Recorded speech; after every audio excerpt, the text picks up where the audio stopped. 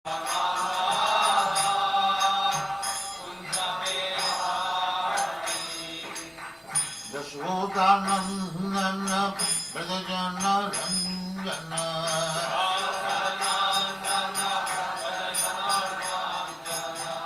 Yashodanandana Brajajana Ranjana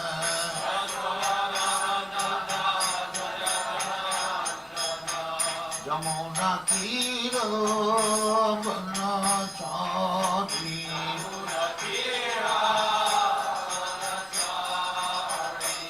Jamuna Tira Banachari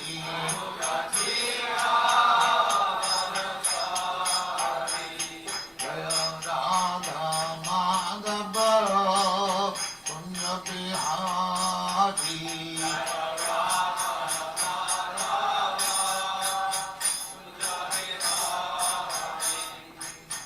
Gopi Jana Vallabha Giridharadhari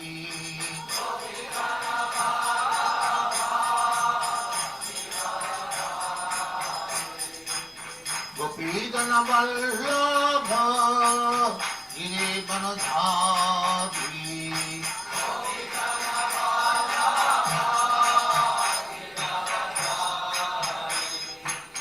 Yashodanandana Brajajana Ranjana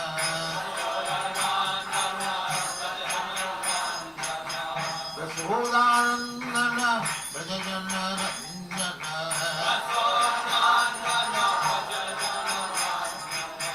Yamuna Tira Banachari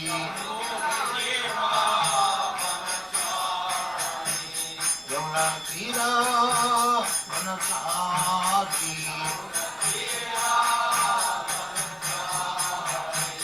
Jaya Radha Madhava Punya Bihari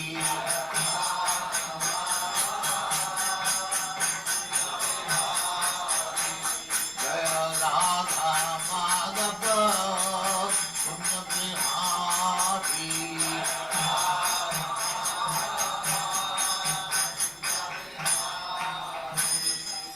Jai Paramang Samparibrajacharya Sakari Smagati Tam Saraswati Goswami Bhagavati Jai Nanda Gori Vaishnava Jai Ramacharya Sri Haridas Thakur Jai Names of the whole Sri Krishna Sri Radha Shivacharya Sri Radha Krishna Bhogavnath Sankand Radha Kundari Jai Vrindavan Dham Ki Jai Navadip Dham Ki Jai Ganga Mai Ki Jai Jamuna Mai Ki Jai Guru Dwarka Dham Ki Jai Swami Bhaktivinoda Ki Jai All glories to His All glories to His Thank you very much.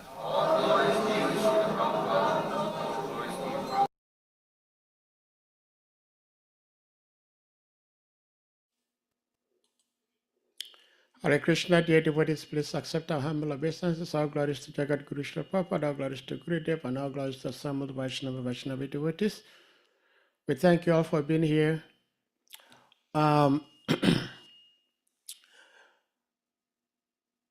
Mother Kunti says in the Srimad Bhagavatam, Padam Padam Yadvi Padam.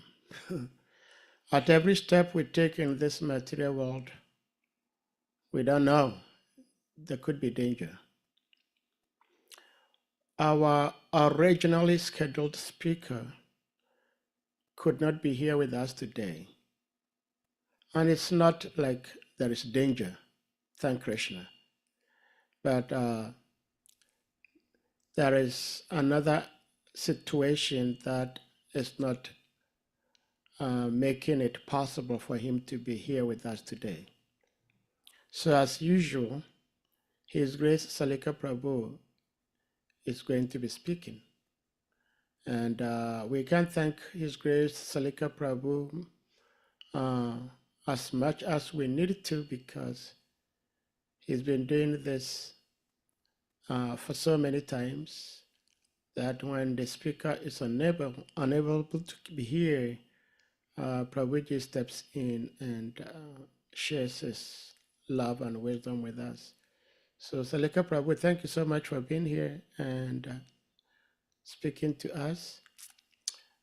We may put the verse on the screen and then you may take it over from here.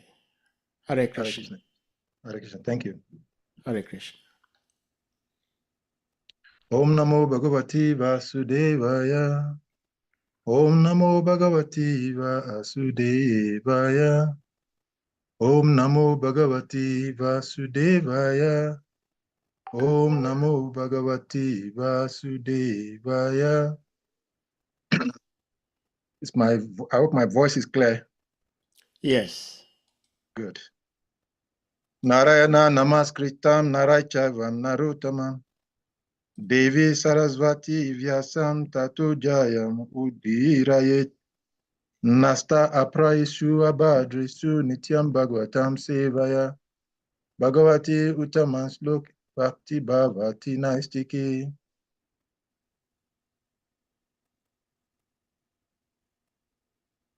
Before reciting the Srimad Bhagavatam, which is the very means of conquest, one should offer respectful obeisance to the Supreme Personality of Godhead Narayan, Narayan Rishi, the supremest human beings, unto Srila Vyasadeva the author.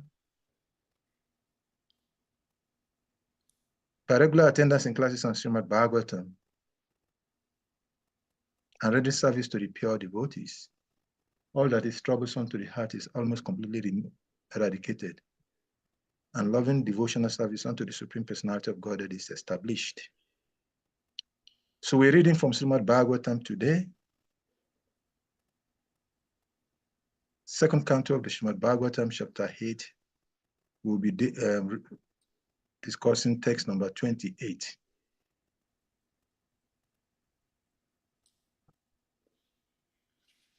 Bhagavatam namam Puranam Brahma Samitam Brahmane Bhagavat Proktam Brahma Kalpa Upagate Bhagavatam Nama Puranam Brahma Samhitam Brahmane Bhagavat Proktam Brahma Kalpa Upagate Bhagavatam Namam Paranam Brahma Samitam Brahmane Bhagavat Proktam Brahma Kalpa Upagate. Synonymous. Praha is said. Bhagavatam, the science of the personality of Godhead. Namaha, of the name. Puranam, the supplement of the Vedas. Brahmas Amitam, just in portions of the Vedas. Brahmane, unto Lord Brahma. Bhagavat Proktam was spoken by the personality of Godhead. Brahma Kalpe, the millennium in which Brahma was first generated. Upagate, just in the beginning. Translation and purport by His Divine Grace Labai Charanaravinda Sibhakti Vedanta Swami Patita Pavanjaga Guru Sevda Doshilapa Upari Ki Jai. He began to reply to the inquiries of Maharaj Parikshit by saying that the science of the personality of Godhead was spoken first by the Lord himself to Brahma when he was first born. Srimad Bhagavatam is the supplementary Vedic literature, and it is just in portions of the Vedas. Purport by His Divine Grace Srila Prabhupada. Srimad Bhagavatam is the science of the personality of Godhead. The impersonalist always tries to misrepresent the personal feature of the Lord. Not knowing the science of this great knowledge, and Srimad Bhagavatam is in portions of the Vedas and scientific knowledge of the personality of Godhead. To learn this science, one should take shelter of the representative of Sri Sukadev Goswami and follow in the footsteps of Maharaj Parikshit without foolishly attempting to interpret, thereby committing a great offense at the feet of the Lord. The dangerous ways of interpretation by the non-devotee class of men have played havoc in understanding the Srimad Bhagavatam, and the careful student should be always alert in this matter if he at all wants to learn the science of Godhead. Oma Gyanam Timirandasya Gyanam Gyanam Shalakaya Shakshu Militam Jena Tasmai Shri Gurave Namah Sri Chaitanya Manobhistam Stapitam Jena Bhutale Swayam Rupam Kadamayam Dadati Swampadantikam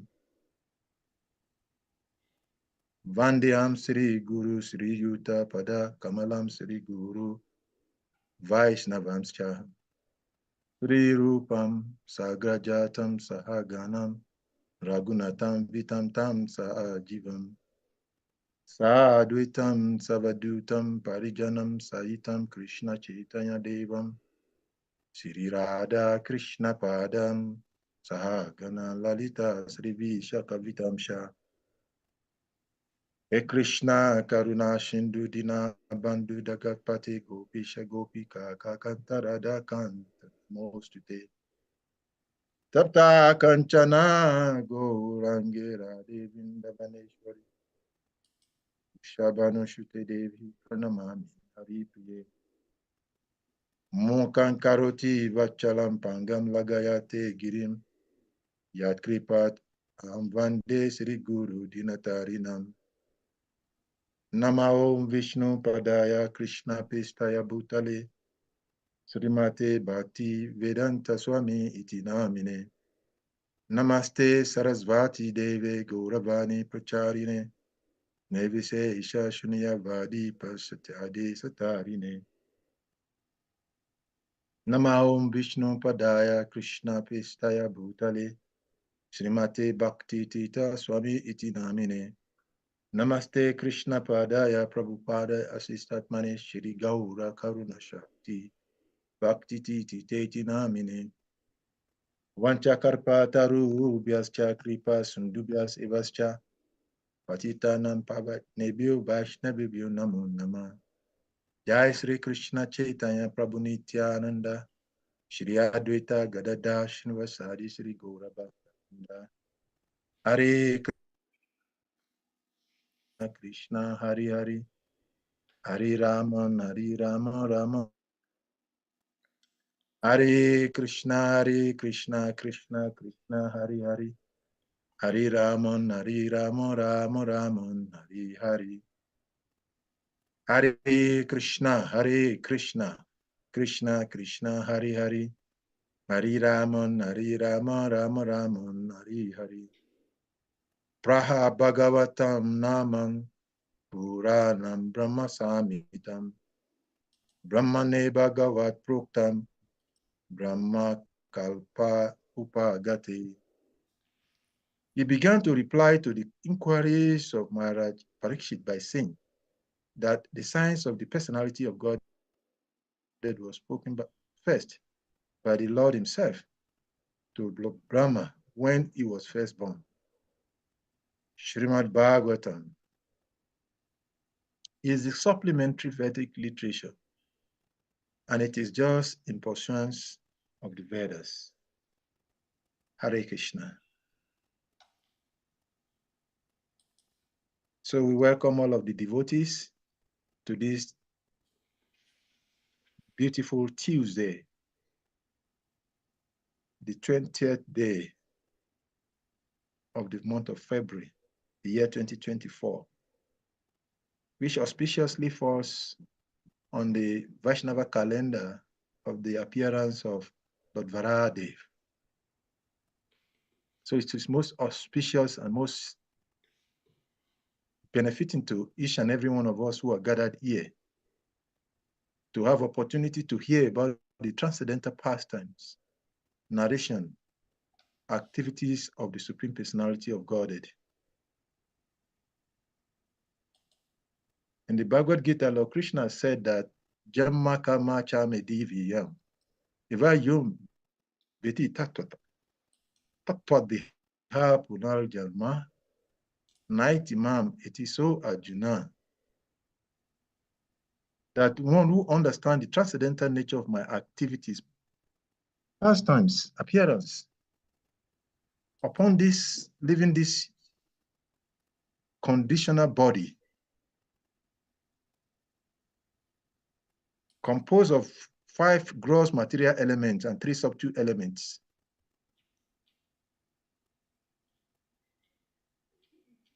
will never have to take birth in this material world again.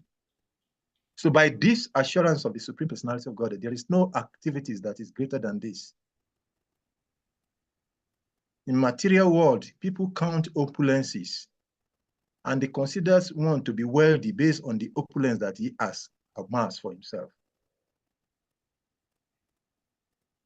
So therefore, in this material world, the most wealthiest person, in the true sense of it, is one who has complete 6 opulence of the Supreme Personality of Godhead. Because that is what distinguishes him as the Supreme Personality of Godhead. And that glory, that opulence, he bestows on those who are his devotees. That is why personalities like Uddhava cannot be distinguished unless someone who is enlightened is able to differentiate between Uddhava and Krishna, because the Lord bestowed upon him all of the qualities in him. So much so that it is difficult for an ordinary layman to be able to distinguish whether he is Krishna or not. And that is the opulence that is promised to one who becomes a devotee of the Lord. Just like it is by associating with fire, whatever in material nature associates with it becomes fairy. So one who associates with the Lord becomes one with the Lord, not in the sense of merging and becoming nothing, like the impersonalist says, but becoming one with the Lord. And that opportunity is what is afforded us today. And interestingly, it is not only just today, because a devotee of the Lord for the rest of his life, as long as he is a devotee, the opportunity to hear these transcendental glories, which bestowed upon him the greatest of wealth, is afforded him. So it is most wonderful that we are all gathered here, relishing, hearing, and talking about Krishna. Just by talking about Krishna, just about hearing about Krishna, one develops the quality of Krishna. That is the secret. Those who are foolish, ignorant, which Prabhupada addressed first in the purport, do not know this. So therefore, they miss this opportunity of relishing these transcendental glories of hearing, talking, repeating the glories of the Srimad Bhagavatam. The glories of hearing Srimad Bhagavatam cannot be exhausted. Even an Antashesha who carries 1,000 oops is incapable of being able to describe the glories of hearing this transcendental kata of the Supreme Personality of Godhead. This kata that when one hears, bestowed upon one deathlessness. The greatest fear of every Jiva Atma is death.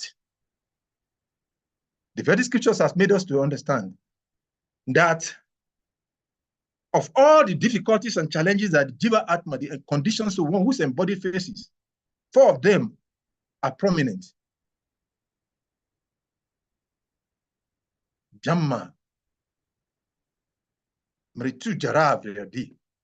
And of all of these four, the most fearful of all to the conditioned soul in the material world is death. And even though everyone is struggling to avoid death, they are all dying.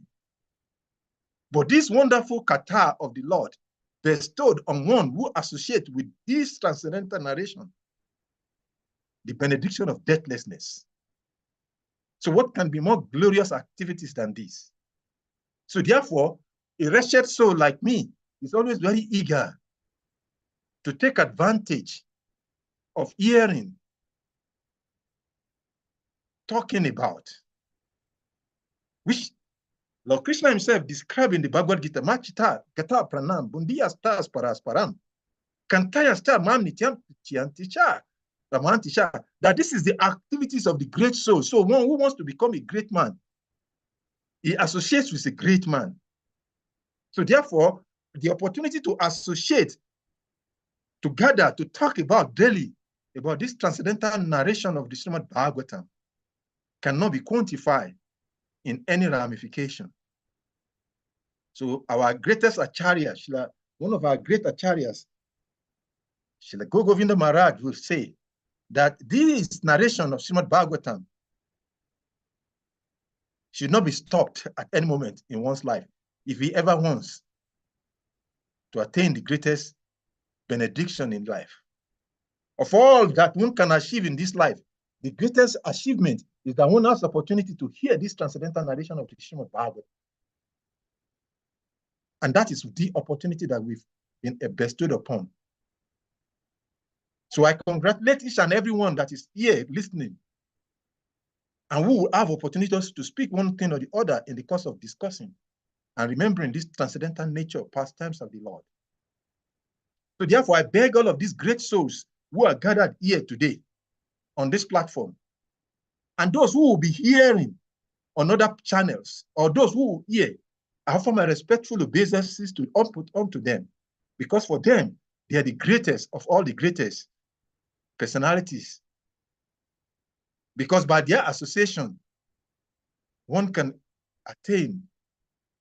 So I beg at your lotus feet that I may be able to say something that will be beneficial to all of the listeners and for my purification, for the transcendental pleasure of the Supreme Personality of Godhead. So today we are discussing the chapter 8 of the second canto of Srimad Bhagavatam. The title of this chapter is Questions.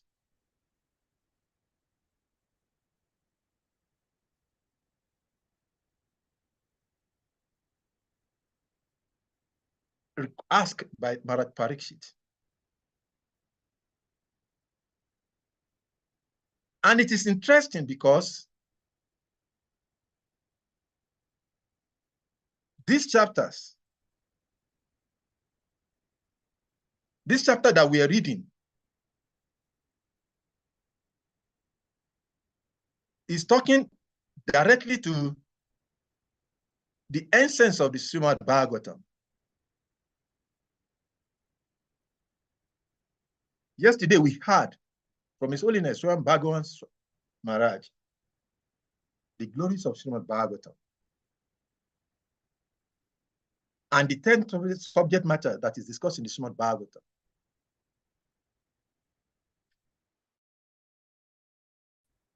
Or this canto of the Srimad Bhagavatam, the second canto, is that from the first chapter of this canto of the Srimad Bhagavatam to the 10th chapter, which is giving the conclusion of the whole of the purpose, the knowledge, and the process of hearing Srimad Bhagavatam, is described. In the second canto, the second canto itself is titled The Cosmic Manifestation. But it is interestingly how Prabhupada chronologically takes the reader step by step from the first chapter to the 10th chapter of this. Prabhupada transcendentally and ironically gave the whole of the 10th canto of the Srimad Bhagavatam in this canto of the Srimad Bhagavatam. In any subject matter, there are three important key areas of focus for one to be able to achieve results. The knowledge of the subject matter, the process of the subject matter, and the ultimate goal of the subject matter. When one does not know these three important aspects of any subject matter, the reality, the result is that such a person will never achieve the goal. So these three key elements of attaining the ultimate purpose of any subject matter is denoted in the second canto of the Srimad Bhagavatam. Because the subject matter of the Srimad Bhagavatam is the Supreme Personality of Godhead. So the second canto gave us the knowledge of the Supreme Personality of Godhead. It gives us the process of attaining that ultimate Supreme Personality of Godhead, and give us the focus on the ultimate goal, attaining the Supreme Personality of Godhead. So in the first chapter of this canto of the Srimad Bhagavatam, Srila Prabhupada named it the first step in God realization. It was not accidental, because if one wants to understand this particular subject, one must first and foremost know what are the steps to take, what does it take to get to that point. So Prabhupada named the first chapter the first step in God realization.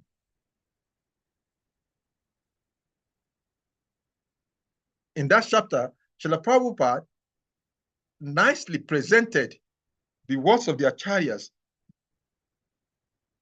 illuminating the qualities that is expected of one who is going to be able to attain the ultimate goal of hearing Srimad Bhagavatam. In the chapter 2, because the subject matter is Krishna, who is not visible to the conditional eyes, so Prabhupada takes the reader to the second chapter by indicating the Lord in the heart. In other words, for one to be able to understand the Supreme Personality of Godhead, the first step is that one must know that the ultimate goal is Krishna, but then to know that Supreme Personality of Godhead, one has to connect with him from the heart. That is the beginning. And Lord Krishna himself confirms this in the Bhagavad Gita. Tesham saktakta yuktanam bhajatam priti purvakam dadami buddhi yogam tam jidamam upayanti te. That when one takes the first step in God realization, what is that step? One starts desiring to connect with the Supreme Personality of Godhead. And from the region of the heart, that connection happens, which is the subject matter that Krishna enumerated in the second Shatoshloki verse. Titam evanu kampatam aham agyanam jamtama. Masami atma bhavastu gyana bipena baswat. That because I'm residing in the heart of the living entity, as he has confirmed in another chapter of the Bhagavad Gita, Krishna will connect in the heart. So Srila Prabhupada intelligently, as a perfect captain of a boat, guide the readers to the Lord in the heart. And when one connects with the Lord in the heart, what transforms? What happens next?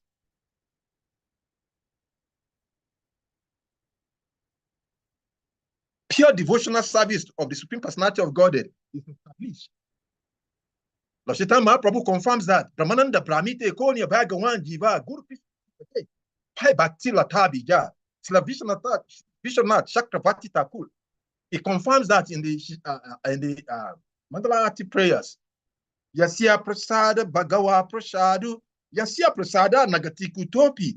When that connection happens in the region of the heart, what naturally happens is that the Lord manifests in the form of the spiritual master. And Prabhupada named the chapter 3 of this canto, Pure Devotional Service, the change in heart. Because when one comes in the contact with the pure devotee of the Lord, devotional service of the Lord is established by planting the seed of bhakti. And when one gets to that point, one starts understanding how the Lord makes everything happen. So Prabhupada takes one to the next step. He describes the process of creation. Because if you want to understand somebody, you must first understand that someone. We all know each other, not because we just because we are about him. The first stage in forming a relationship with somebody is that we start seeing the activity of that personality. So therefore, Prabhupada takes us to the creation of the Lord. So all the activities of the Lord in the form of creation, Prabhupada takes us into that. In the fourth chapter of the second canto of the Srimad Bhagavatam. And when we see all of the wonderful creation of Krishna, the next chapter, chapter 5, takes us to the cause of all causes. That all of these gigantic manifestation, just like when you think of someone, you see the activities of someone, when you start coming to know that person, all of this vast estate is owned by this personality. And when you come to know that person, so Prabhupada take us to chapter 5, the cause of all causes, that Krishna is the cause of all causes.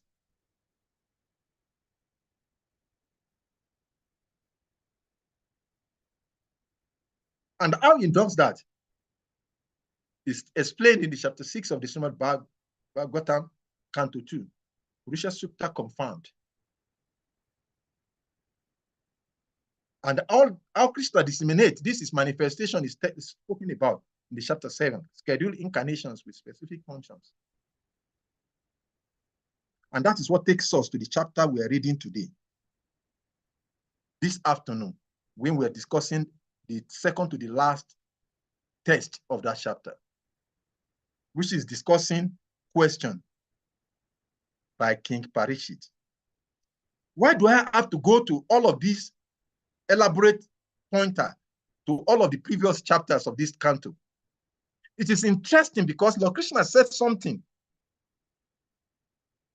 in the Bhagavad Gita chapter 18, text number, that should be text number 63. In the Bhagavad Gita chapter 18, text number 63, Lord Krishna told Arjuna something very interesting. He said, Iti te jnanam akyatam guyat guyataram maya vimsriyatad aseshena yate chasi tatakuru. That thus I have explained to you knowledge still more confidential. Deliberate on this fully and then do what you wish to do. This is very instructive. Lord Krishna is telling Arjuna, in the Bhagavad Gita, there are 700 verses of the Bhagavad Gita. Out of the 700 verses of the Bhagavad Gita, Lord Krishna spoke 575 of those verses of the Bhagavad Gita. Arjuna spoke, which is in 83. Yes, 83 verses of those 700 verses. Sanjaya, who is narrating, spoke about 43, and the Dhritarashtra spoke 1 verse of the Bhagavad Gita. And why is Krishna speaking here? Because what Prabhupada started the purport of the text we are reading today is taken from these points. And that is why we go back. That Krishna, when he told Arjuna, deliberate on this fully and then do what you wish to do. The reason Prabhupada is chastising the misguided impersonalists in the text that we are reading today. And it is because why? They have failed to deliberate. No one can understand the Supreme Personality of Godhead. No one can become God-realized if he does not think. The knowledge of Krishna consciousness is not an imposition on the mind. When you see the difference between a God-realized soul or one who is advancing in Krishna consciousness and one who is stagnated or going down is that only factor. Lord Krishna sometimes is seen as an autocratic supreme personality of Godhead. It decides what happens. But Krishna is not an autocratic personality. If not, it will not be the most lovable personality. Krishna exhibits his loving nature by giving the independency to the living entity, which is the greatest wealth of the living entities, to choose. When I started this conversation, I was talking about the most beautiful nature of hearing this Srimad Bhagavatam. And why is it that if all of this is true, why is that people cannot take advantage of this wonderful benefit, which is the greatest achievement anyone can have? The most wealthiest person, the most richest person, of all the opulences that can be discussed, that can be attained, that can be perceived, that can be realized, it is compressed in 6. And that list is manifesting in the Supreme Personality of God, Krishna. And it is said that Krishna himself promised that one who hears and understands this transcendental kata of mine, it will be bestowed with these qualities. So if this is the case, why is it that people cannot appreciate and take advantage of this? This is what that chapter 60, verse 53 of Bhagavad Gita says. When Krishna speaks, he gives intelligence that what Arjuna should think. Krishna does not just tell Arjuna, I've spoken the Bhagavad Gita, so you must fight. He said, no, I've spoken to you. Deliberate. When you deliberate upon it, then do what you like. In other words, Krishna, Guru, Shastra is never impository. The part of Krishna consciousness is not the part of instilling fear in the practitioners that if you don't do this, you would. You are of giving opportunity to hear. And when you hear, what you do with it is your choice. Based on whatever you do with what you hear, it manifests in the result that you experience. So, Maharaj Parikshit, in the verse we are reading today, we all have heard the story of the fate of Maharaj Parikshit. The nature of the conditioned soul in this material world is that it's always befall by one challenge or the other. And this is not alien, because in the Bhagavad Gita, Lord Krishna says, the nature of this material world, for one who has taken this conditional body, described in the scriptures as full of mukha,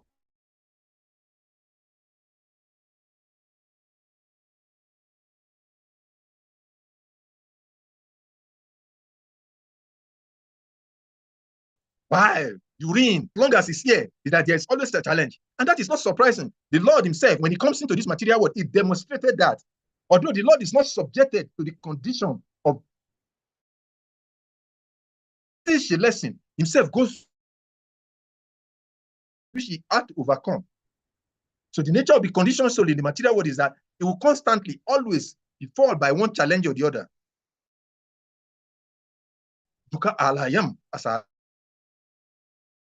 It's not only that it's temporary, but the temporality of its material nature is that it's always having one challenge on the other, and the greatest anxiety of every condition.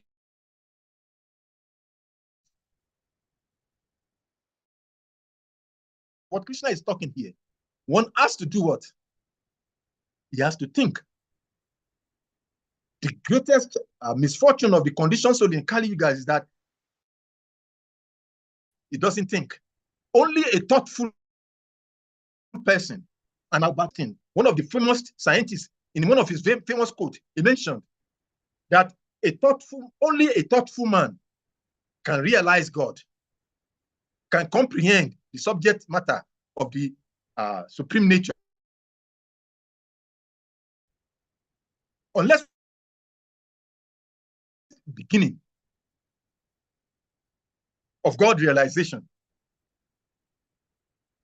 And that is in consonant with the verse quoted earlier. when one can start thinking, constantly thinking about the Lord, it is the beginning. And interestingly, it is the conclusion also. It says in the Bible Gita that the activities of those who have become liberated is that to mom, they are constantly always engaging in talking and thinking about me. Unless one is able to think, he cannot appreciate the glories of the Supreme Personality of Godhead. And unless one appreciates the glories of the Lord, it cannot come to the point of surrender to God. And unless one surrenders to God, it cannot develop the next stage of God realization or the next level of God relationship, which is friendship with the Supreme Personality of God. Supreme Personality of God.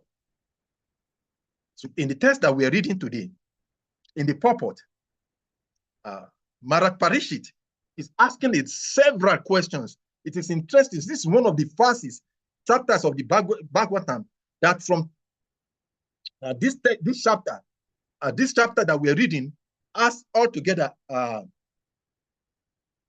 30 verses. Yes, I guess it's 30 or 31 verses.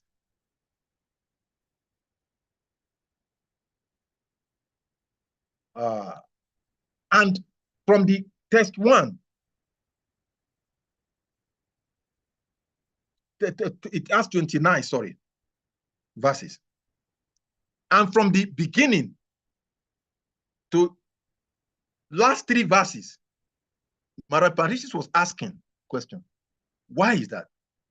Because unless one is thoughtful, he cannot ask a question. It is said that the symptom of an intelligent person is that he asks questions. And because he's asking questions, he becomes a wise man. And unless one is become wise, devotional service is not possible. And that is what Krishna says in the Bhagavad Gita also. Aham sarvasya prabhava mata vatati iti mata bhajanti mam Buddha bhava samavita. Buddha, those who have become wise, those who have become intelligent, they engage in my devotional service. When Arjuna asked Krishna about the symptoms of such a personalities in the 18th chapter, text number 54, also the same thing Krishna repeated. Brahma Bhuta Prasana Atmas na sushati na kachati. When one becomes intelligent, when one becomes wise, then he can engage in devotional service. So because Maharaj Parikshit has become wise, only because of that, he could ask questions. And when you see the questions that Maharaj Parikshit is asking, no foolish person can ask such a question. And that is us into the essence.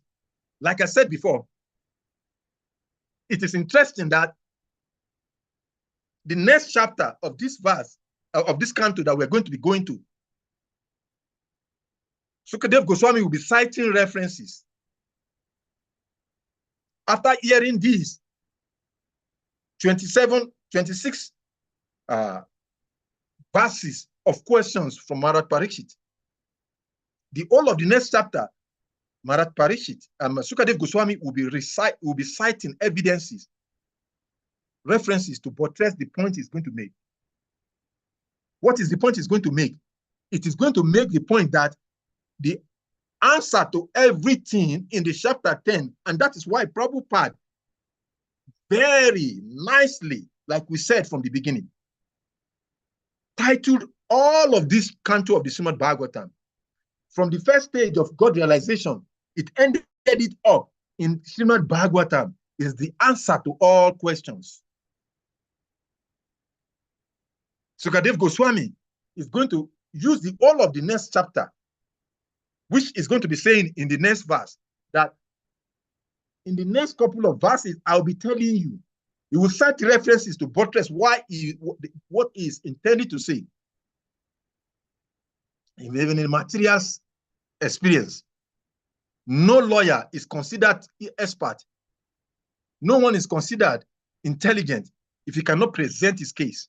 So Sukadev Goswami, he will cite so many references, and he will bring Bharat Parishit to the conclusion that Srimad Bhagavatam is the answer to all questions. And that is why in the beginning of this conversation, we started by talking about the greatness of this Srimad Bhagavatam and the importance of hearing Srimad Bhagavatam, the benefit that is accrued to hearing Bhagavatam, and how an intelligent person should hear this Srimad Bhagavatam. In the text that we read today, Srila Prabhupada is saying, Sukadev Goswami is the one speaking in the verse. There's a narration here. As we know, Srimad Bhagavatam has so many voices. So the reference here, Sukadev Goswami is talking about Sutta Goswami is narrating the response of Sukadev Goswami to Maharaj Parishit. So he's saying here, Sukadev, began to reply to the inquiry. Sutta Goswami is speaking. That is, Sukadev Goswami is replies to the inquiries of Maharaj Parishit by saying that the science of personality of Godhead was spoken first by Lord Brahma. He started explaining. And Prabhupada started the purport by saying Srimad Bhagavatam is the science of the supreme personality of Godhead, the impersonalist. The science of the personality of Godhead. The impersonalist always tries, Prabhupada the purport I said, the impersonalist tries to misrepresent the personality of feature of the Lord, not knowing the science of this great knowledge. Why is Prabhupada speaking in this tone? Because of all what we've explained before, because they are thoughtless, they have no thinking capacity. Because one who thinks properly, Lord Krishna does not say that you should just act. He says that we should think just like he told Arjuna. When one thinks properly, he will realize that no creation can be manifested without the creator. So Srila Prabhupada says that this Srimad Bhagavatam, as Sukadev Goswami is going to be telling Maharaj Parishit in the next 2 chapters, that this is the answer to all questions that can be asked of in the past, in the present, and in the future. Just like the Supreme Personality of Godhead is giving the same answer to Brahma himself here in this narration, that this Srimad Bhagavatam is the answer to all questions that can be asked.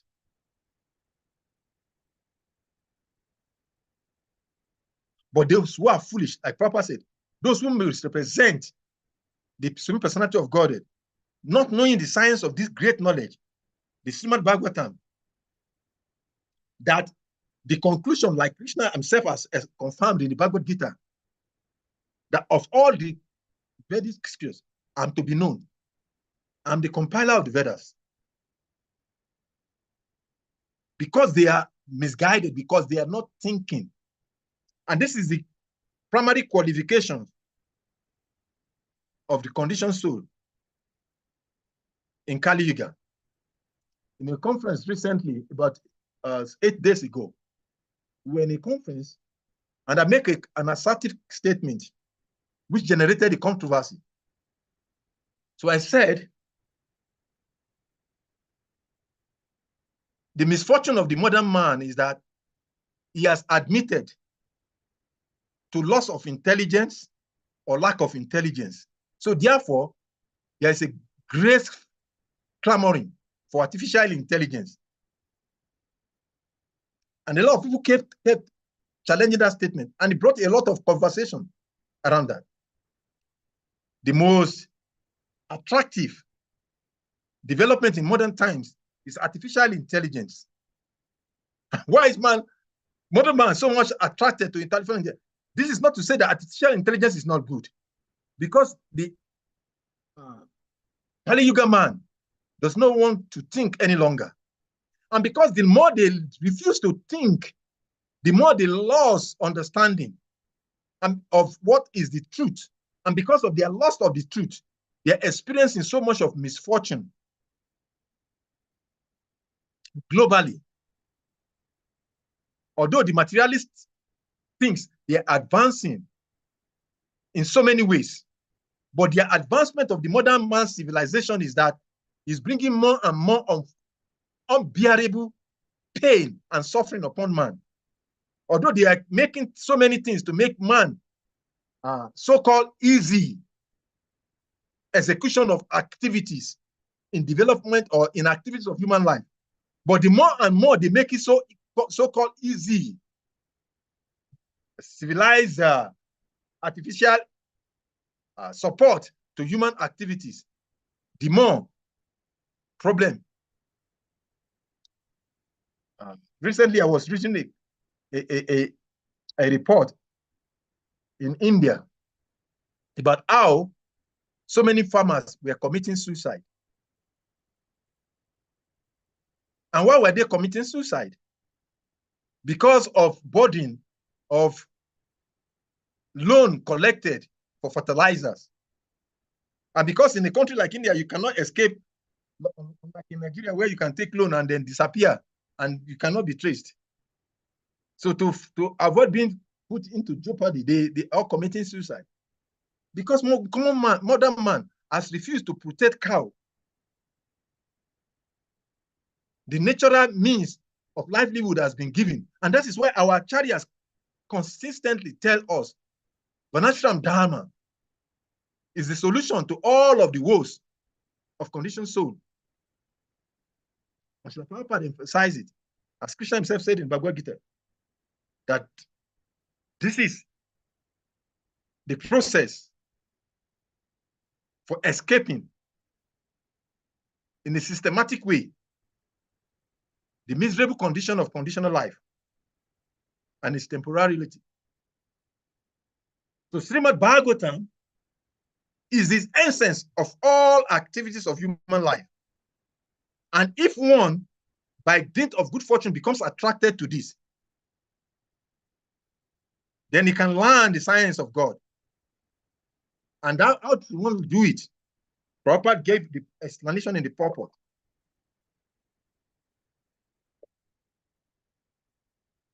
That to learn this science, one should take shelter of the representative of Sri Sukadev Goswami and follow in the footsteps of Maharaj Parikshit without foolishly attempting to interpret, thereby committing a great offense at the feet of the Lord. The dangerous ways of interpretations by the non-devotees class of men have played havoc in understanding the Srimad Bhagavatam, and the careful student should always be alert in this matter if he at all wants to learn the science of Godhead. The suffering of modern man is the exclusion of God in the affairs of human development, civilization. The greatest woe of modern man is trying to exclude God, Krishna, from his activities of civilization, development,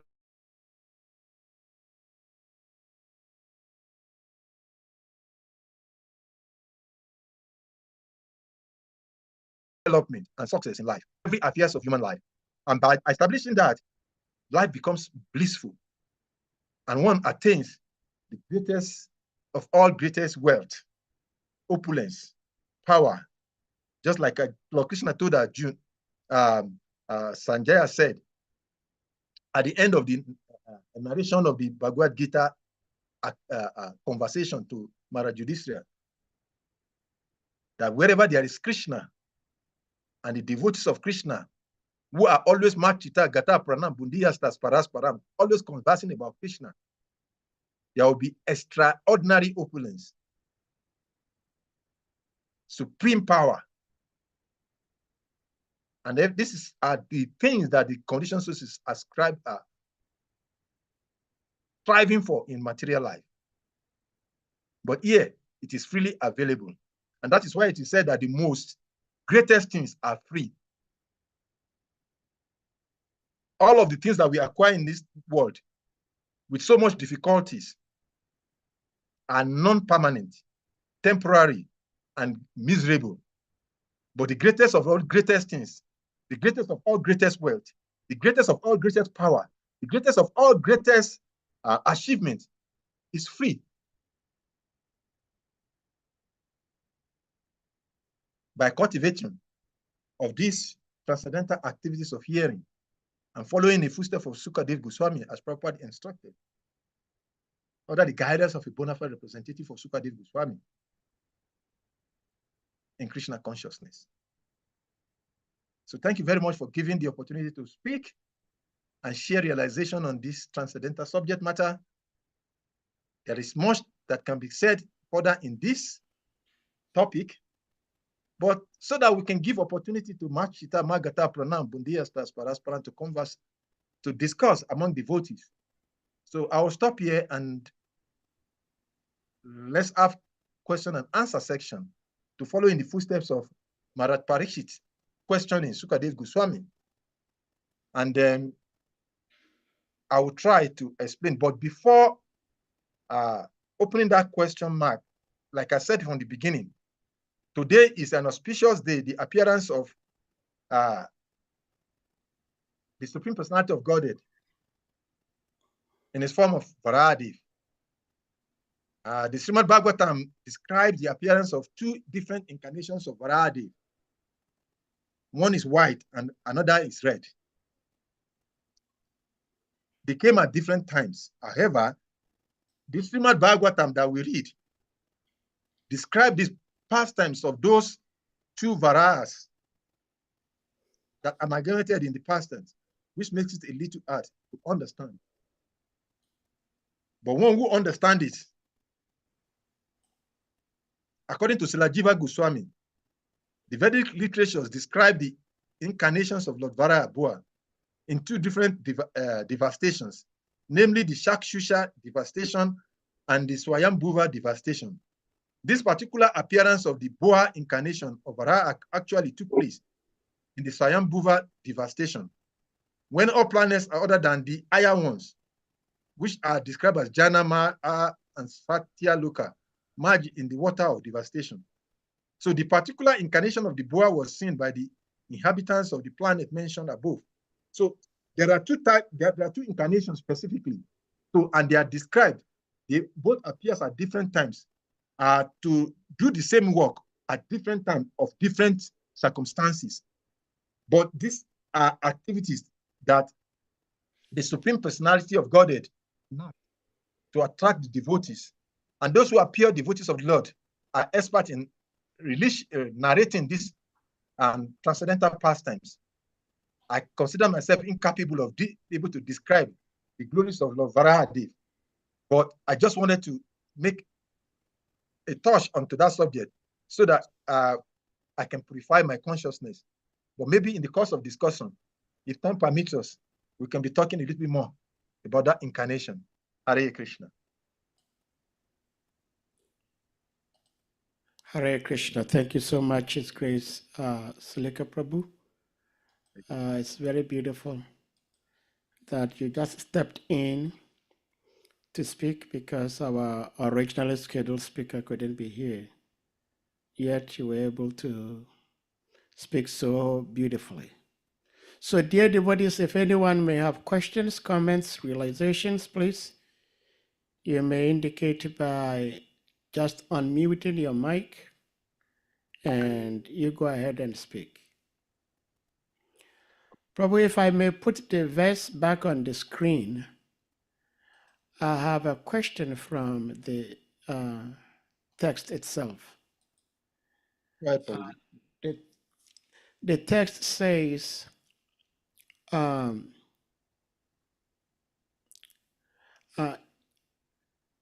me see where, the second sentence, Srimad Bhagavatam is the supplementary Vedic literature, and it is just in pursuance of the Vedas.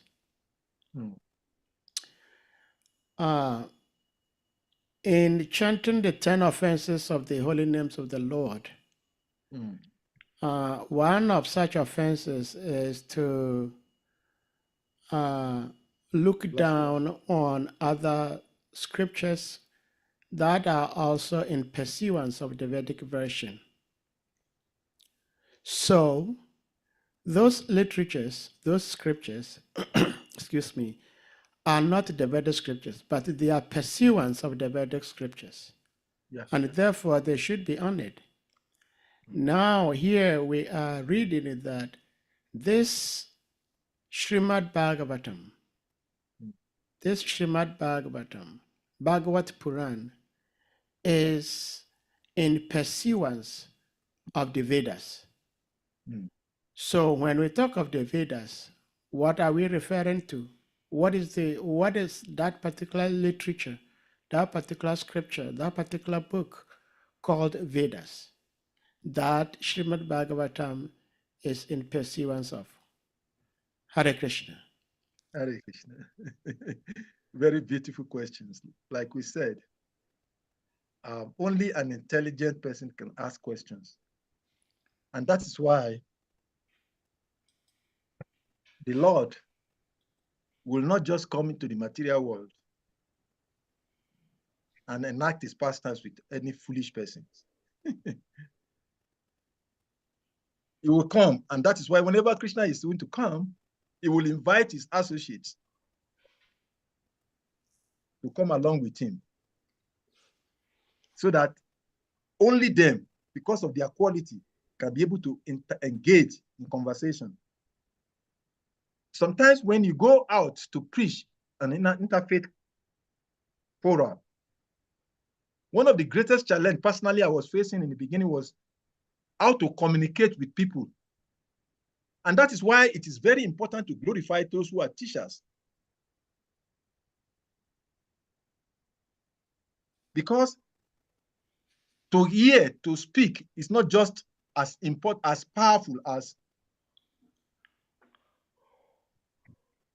to be able to repeat what you have heard.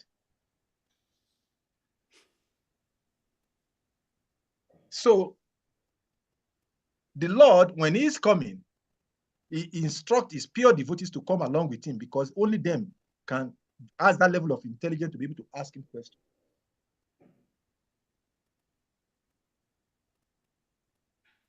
Your question is, what is the scripture that we've been talking about? In the Srimad Bhagavatam, 3rd canto, I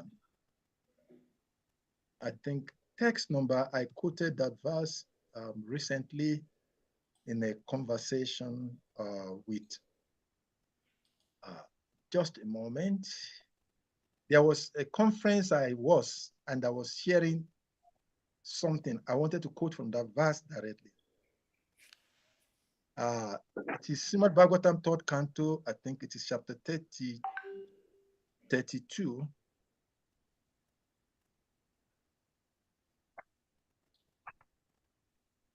I think I have a sharing. I have the sharing right? Let me see.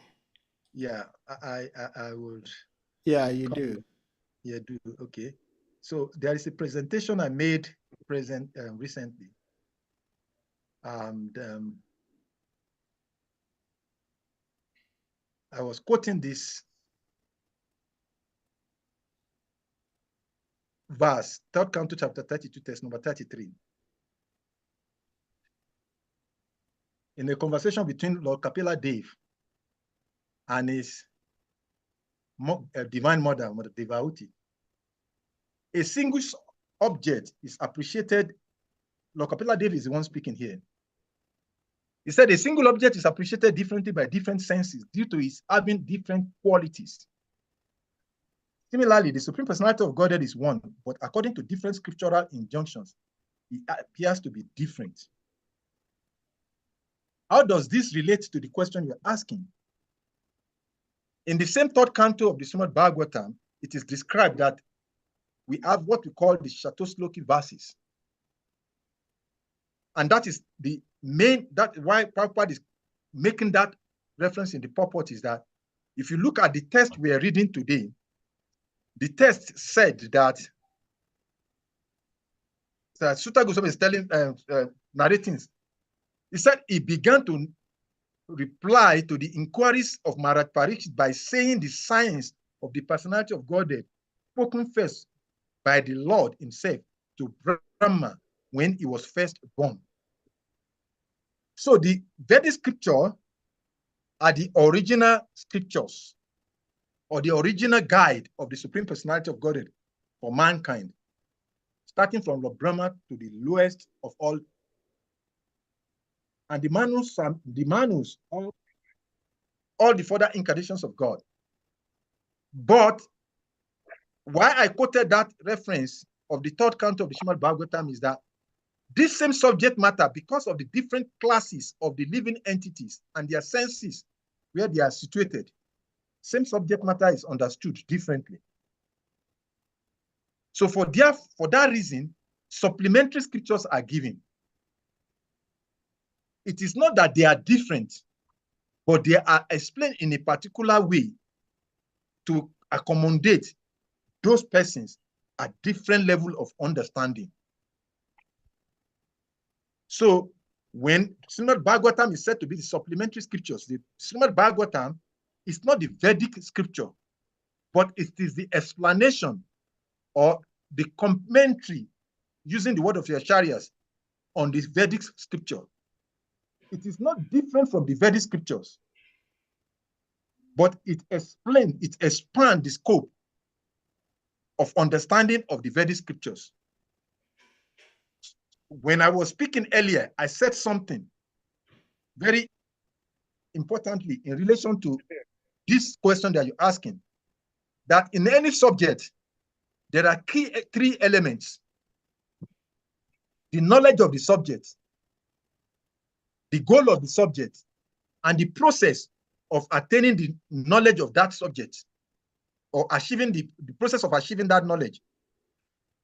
So in the Bhagavad Gita chapter 15, Lord Krishna gave the Vedic scriptures, and he emphasized, he compiled the Vedic scriptures. He is the giver of the Vedic scriptures. For the Vedic scripture, the subject matter is him. He is the one to be known. And everything around the Vedic scriptures. Thank you. It's all about him. But Vedic supplementary scriptures are given to explain that which has been given. So the Srimad Bhagavatam is said to be the supplementary scripture because it is explaining the same knowledge that was given to Brahma, which is captured in the 4 Shatu Sloki verses.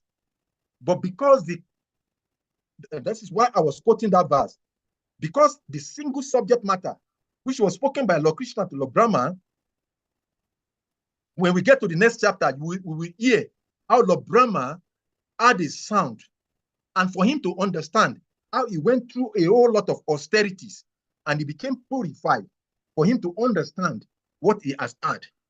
So this verse of the Srimad, Lord Kapila Devi was telling Mother Devauti that a single subject is appreciated differently by different senses due to his having different qualities. So according to the qualities that the living entity is embedded with, goodness, passion, ignorance, or pure goodness, he understands the Vedic literature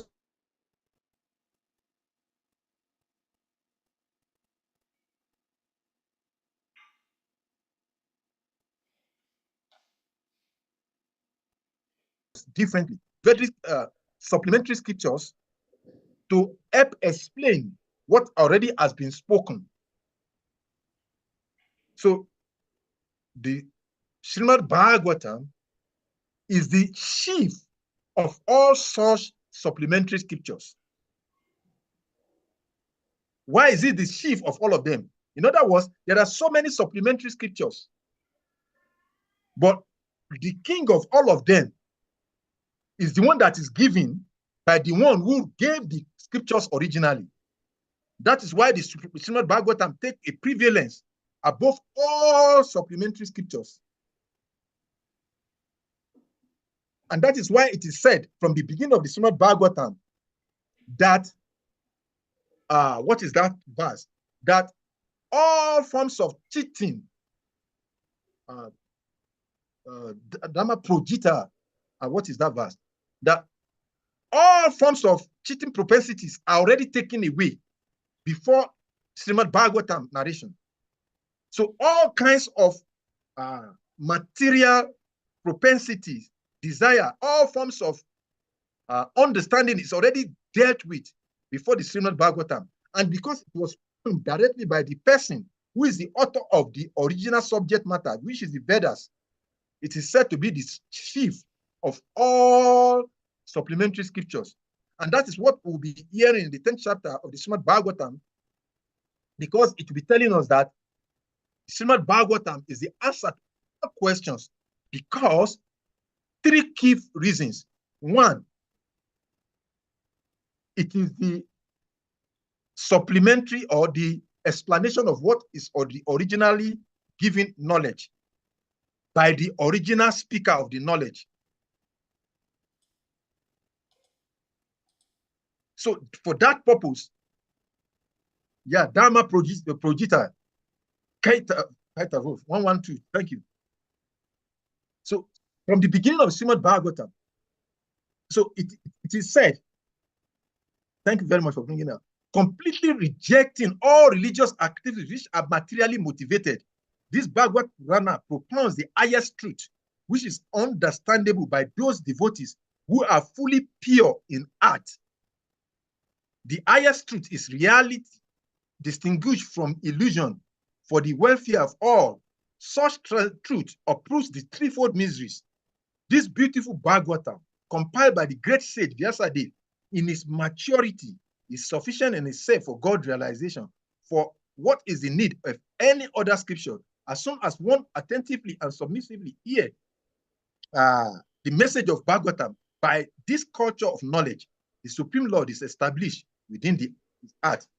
That is a very strong foundation for what Kapila Muni is telling his mother in that verse, that what Bhagavatam is saying in 112 here is what Lord Kapila Dev is saying in this verse, that a single object is appreciated differently because according to the different modes of material nature, the conditioned souls are on different level of consciousness.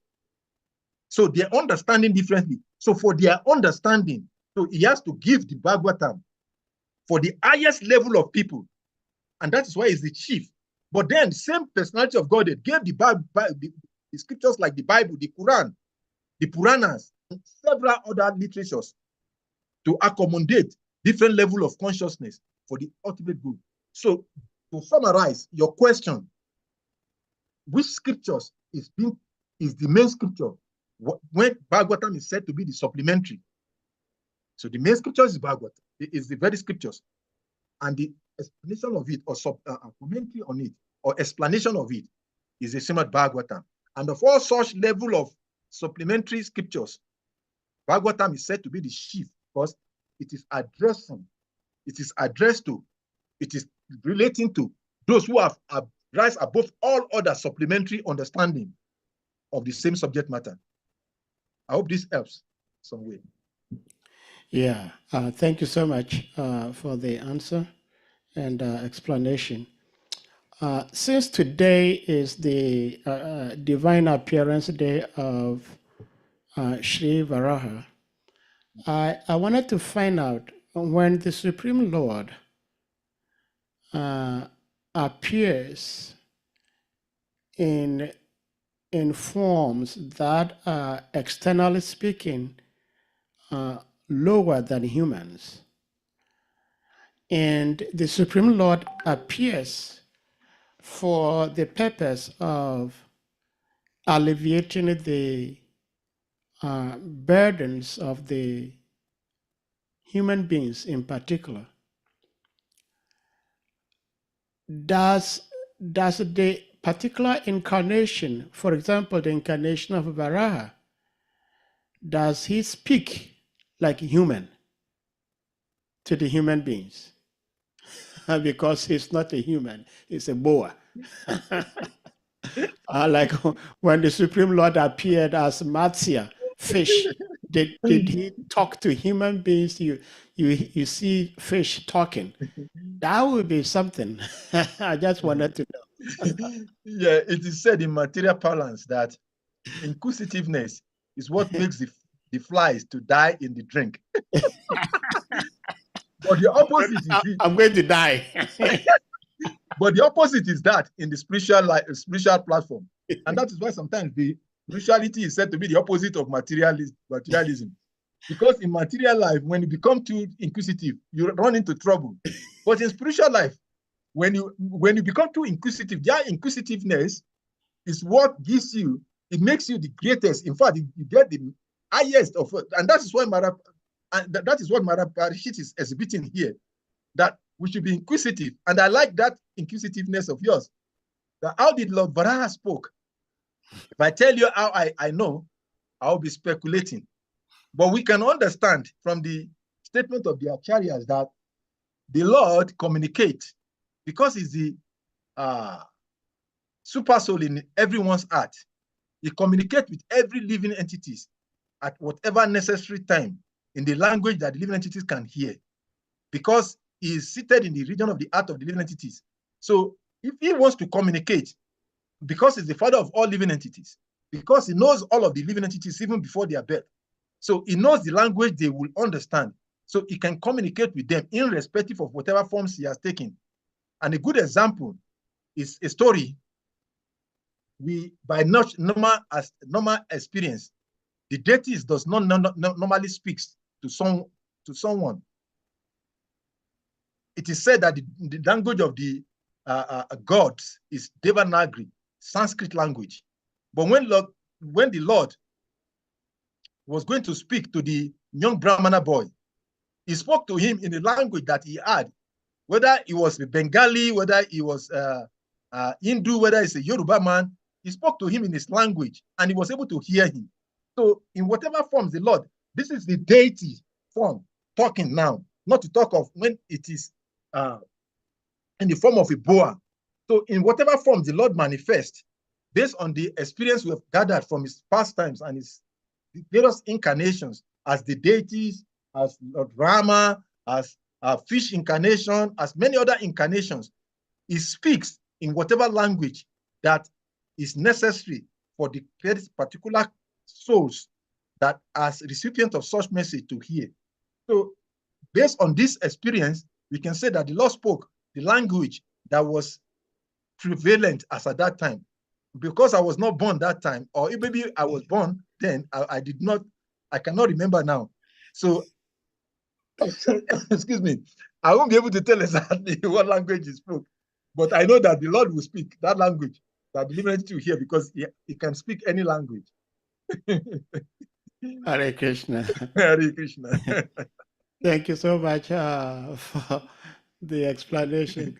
It's very interesting. In today's world, we see these people doing, making this film, making that movie. They make animals talk. So maybe they're stealing something from the Lord's incarnations.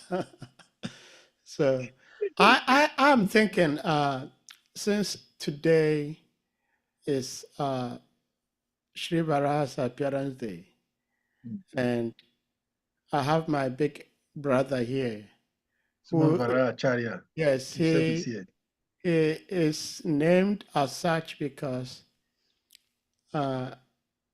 our divine guru. I've always been saying this, that if one understands a little bit about his name, you will understand some traits of that individual. So Lord Varaha came and uplifted the earth that had been hidden in the Garba Ocean. So like in today's world, we would say he unearthed all the negative things that was going on around that time. So if Srimad Varaha Prabhu, if you may share some pastimes you know of your Lord, Sri Varaha, that would be very interesting also. Especially a particular pastime that gives you so much motivation to love the Supreme Lord as much as you do. Hare Krishna, Shrimad Acharya Prabhu. You all glories to Prabhupada. My obeisance, Salika Prabhu. Thank you for your wonderful class. Okay, just before speaking on what I'm invited to do, just one comment about on your first question. What is the Vedas? If Bhagavatam is in pursuance of the Vedas. So anyway, our speaker has more or less explained that, but it might be necessary to give a verse that explains this. That is chapter 15, text 15. Lord Krishna said, of all the Vedas, there Lord Krishna himself mentioned the Vedas. He said, of all the Vedas I'm to be known, and I am the compiler of the Vedanta.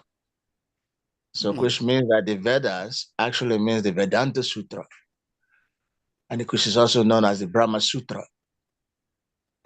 And the components of the Vedanta is the Upanishads, the Nyayas, and I think one more. So this is the original Vedanta, and Lord Krishna himself made that reference in the Gita. So he said the Vedas. He said, of all the Vedas, I am to be known, and he said, I am the compiler of the Vedanta. So which means the Vedas are actually originally the Vedanta Sutra, which is also known as Brahma Sutra. Okay, so that's just that. Now, yes, the second question also, if you allow me, yes, the Lord appears in different forms, and he speaks, like Prabhu said, he speaks the language that people can understand. So when he appeared as Matsya, he actually spoke to the king, Satyavrata, in the body of the fish, and he was telling the king, take me to another place, take me to another, it was actually speaking to the king in the body of the fish. So he was getting, first in the sea, when the king took him up, he said, take me home, take me to your place. So the Lord was speaking to him the language he can understand. Otherwise, how could he carry out the instructions? So in all the other forms, the Lord speaks the language the people understand. So that is it. Yeah. Of course, we know that there's no limitation for the Lord. He's in the art, so you understand everybody's languages. So that's it. Yeah. So talking about Lord Varaha's pastime, you're trying to equate me with Lord Varaha. I am his servant. No. I'm saying that you are his beloved servant. His servant. Yes. But because you are his beloved servant, you carry some of the traits. The first trait that I know I am known for is that I used to eat like pig.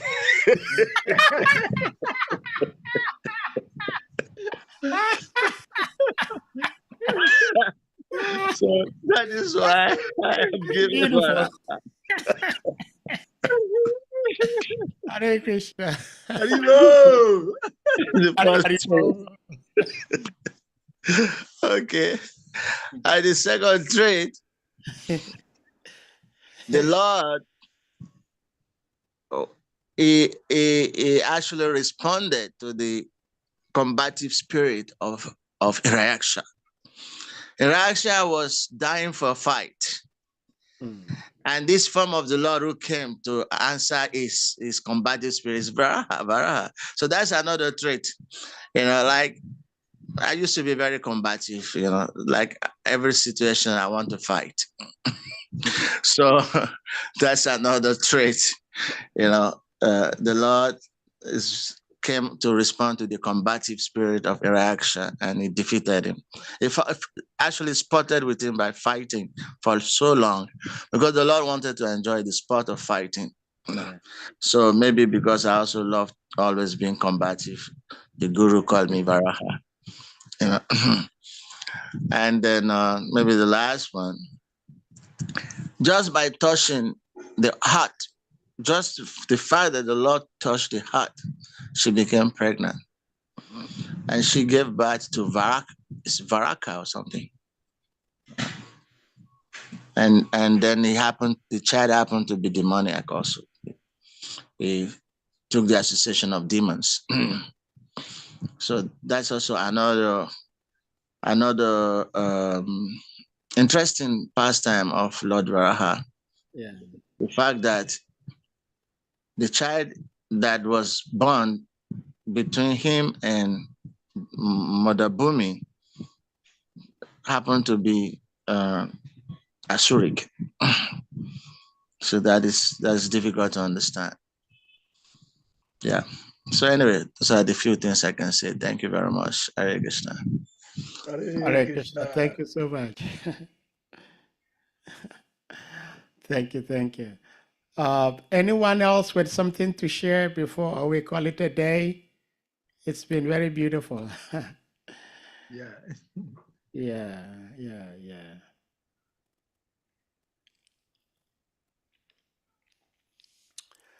Well, I think we're going to humbly request all the devotees, except Salika Prabhu, if you have any concluding words to say.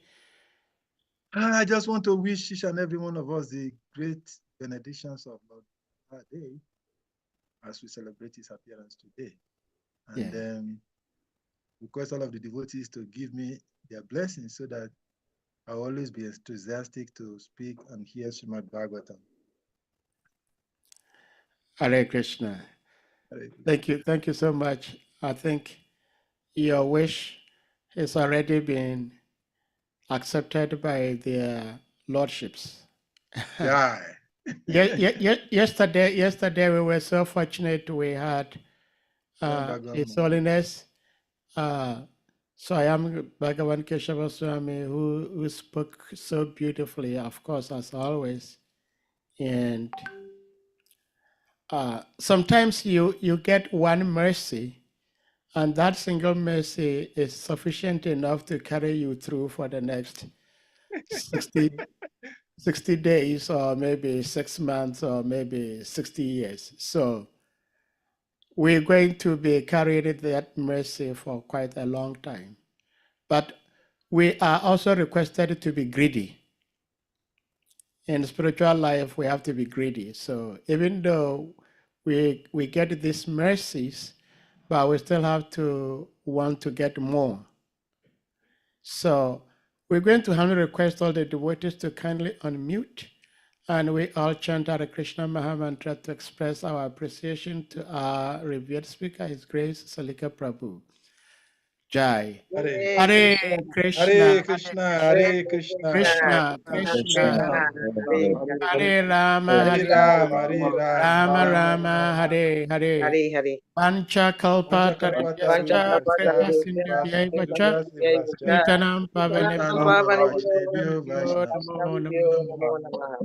all glories to His Grace Salika Prabhu ki. Thank you for stepping in, Hare Krishna.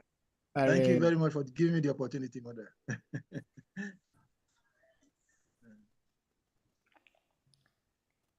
Hare Krishna. Salika Prabhu, you are the host. Oh, sorry. I almost. Okay, I was actually carried away by Harishakra Prabhu's auspicious glance.